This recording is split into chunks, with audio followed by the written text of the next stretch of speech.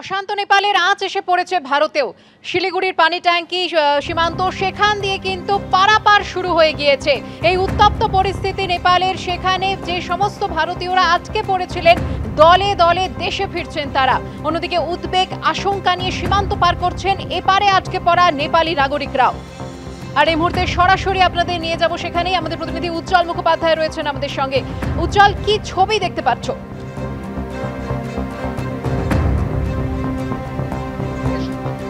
ছবি দেখতে পাচ্ছি সেটা হচ্ছে যারা নেপালে গেছিলেন কাজের জন্য, কেউ বা বেড়াতে, তারা কিন্তু লাইন দিয়ে আসছেন, তারা একের পর এক বাড়ি ফেরার পথে। কারণ এই মুহূর্তে নেপালের যা পরিস্থিতি, মূলত যাদেরকে আমরা পরিযায়ী শ্রমিক বলি, যারা নেপালে কাজের জন্য যান, তারা কিন্তু সকলে বাড়ি ফিরছেন। অন্যদিকে এই ছবিটা একটু কম, যে এখানে যারা থাকেন, যারা নেপালের বাসিন্দা, তারা নেপালে ফিরছেন, কিন্তু লাইনটা হচ্ছে উল্টো দিক থেকে, অর্থাৎ নেপালের দিক থেকে তারা আসছেন। আপনাদের বাড়ি কোথায়? মানে কিসের জন্য গেছিলেন? প্লাইউডের কাজ করতে গিয়েছিলেন, প্লাইউড কোম্পানির কাজ করতে গিয়েছিলেন। আচ্ছা, আপনি এই যখন এই গন্ডগোল হচ্ছে তখন আপনি নেপালেই ছিলেন? নেপালে ছিলাম তো, আজকে আর নেপাল থেকে ফিরছি বাড়িতে। ফিরছেন, আর কি যাবেন? না না না, যাবো না, সকাল থেকে খাওয়া দাওয়া নাই, কিছু নাই, এই আরো আবার নেপাল শান্তি হইলো আর নেপালে আমি ফিরবো। আপনি বাঙালি না দাম। আচ্ছা, তোমার বাড়ি কোথায়? কুচবিহার। কুচবিহার।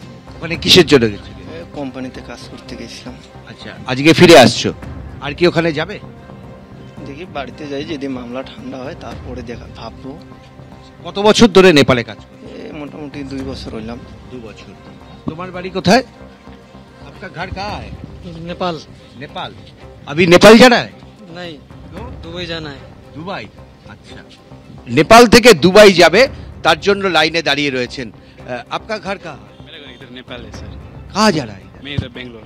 বেঙ্গালোর जा रहा है। हाँ सर। এখানে যারা রয়েছেন তাদের অনেকেই পরিযায়ী শ্রমিক, অনেকেই হচ্ছেন যারা নেপালে থাকেন কিন্তু কাজের জন্য বাইরে যাচ্ছেন, কেউ বা দুবাই যাচ্ছেন, কেউ বা অন্যত্র। আরও একজনকে কথা বলায়, যিনি গেছিলেন তার পরিবারের সঙ্গে দেখা করতে, দিদির সঙ্গে দেখা করতে, কিন্তু সেখানে গিয়ে তিনি আটকে গেছিলেন। ভাইজি, আপনার বাড়ি কোথায়? ওখানে গেছিলেন কেন? কেন গেছিলেন? দিদি বাড়িতে ঘুরতে গেছিলাম। তারপরে কি দেখলেন?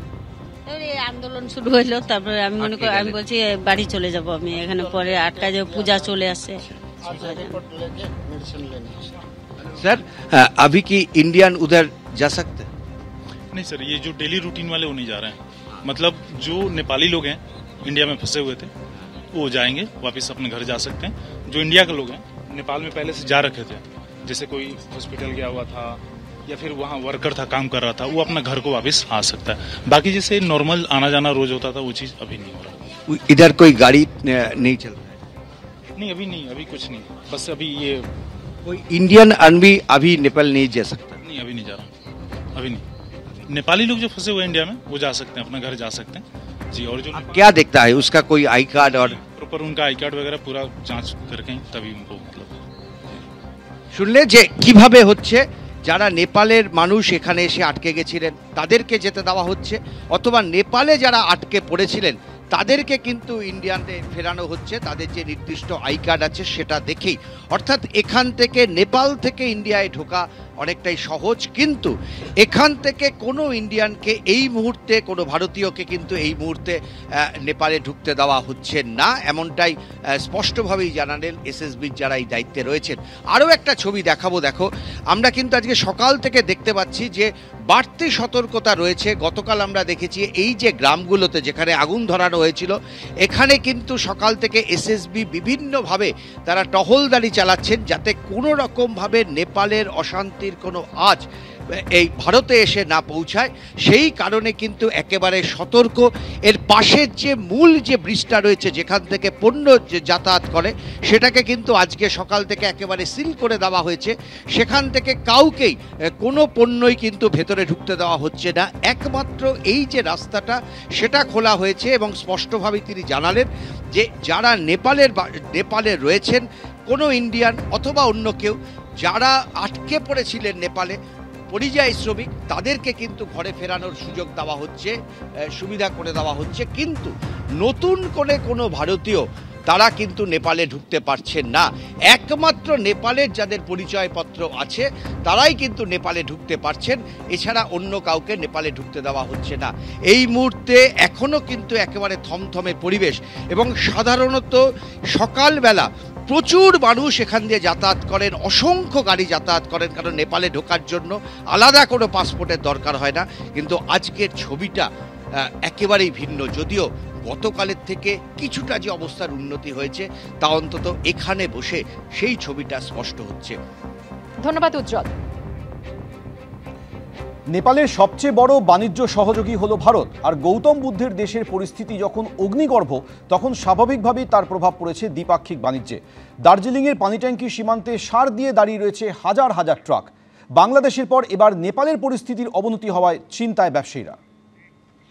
নেপালে অগ্নিগর্ভ পরিস্থিতির জের দার্জিলিং এর ভারত নেপাল সীমান্তে পানি ট্যাঙ্কিতে এখন এভাবেই সার দিয়ে দাঁড়িয়ে রয়েছে মাল বোঝাই ট্রাক। আজকে সকালে কিছু ট্রাক ওপারে গেছে, কিছু ট্রাক ওপার থেকেও এসছে। কালের পর থেকেই কিন্তু এই কাকড় ভিটায় কারফিউ জারি হয়েছে। খাদ্যশস্য, ফল, আনাজ, ওষুধপত্র, রঙিন মাছ, কেমিক্যাল, সিমেন্ট, সাইকেল, পাথর সহ একাধিক পণ্য বোঝাই ট্রাক এভাবেই দাঁড়িয়ে রয়েছে। এর ফলে এখনো পর্যন্ত কয়েকশো কোটি টাকার ক্ষতি হয়েছে বলে ব্যবসায়ীদের দাবি। নেপাল হচ্ছে সেটা চারিদিক থেকে স্থলবেষ্টিত একটা দেশ, একদিকে চীন, একদিকে নেপাল, একদিকে ভারত, এবং সেখানে আমরা দেখতে পাবো যে ভারত থেকে অন্তত 200টা তেলের ট্যাঙ্কার যারা পেট্রোল, ডিজেল এবং কেরোসিন নিয়ে নেপালে ঢোকার জন্য প্রস্তুত ছিল সীমানা অতিক্রম করে, নেপালের এই গোলমালের জন্য সেগুলো কিন্তু সীমানায় আটকে রয়েছে। নেপালের সবচেয়ে বড় বাণিজ্য সহযোগী হলো ভারত। 2022-23 অর্থবর্ষে দ্বিপাক্ষিক বাণিজ্যের পরিমাণ 8.06 বিলিয়ন মার্কিন ডলারে পৌঁছেছিল, যার মধ্যে ভারতীয় রফতানির পরিমাণ ছিল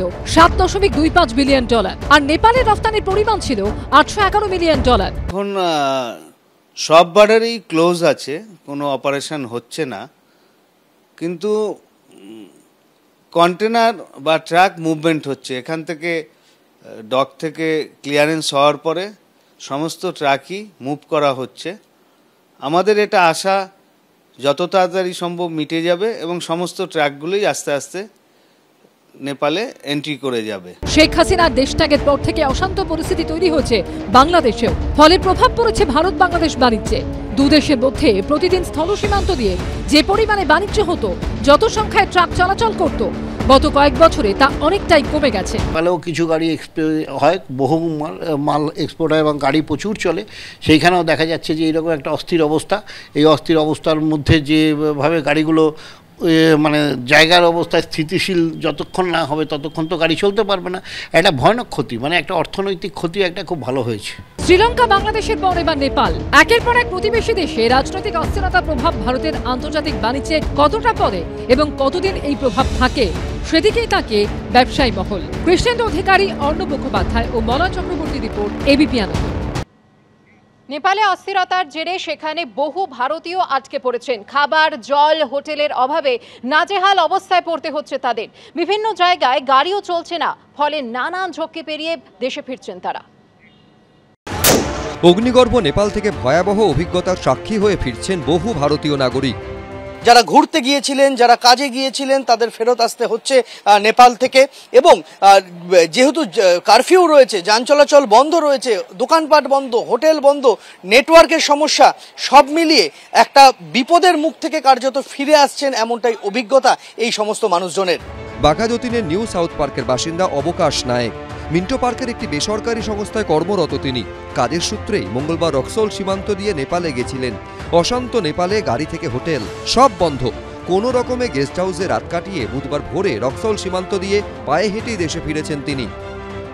বীরগঞ্জ থেকে এখানে এসে পৌঁছালেন কি করে? কিছু গাড়ি পেলেন? না, কিছু নেই, এখানে ওয়াকিং করে আসছে।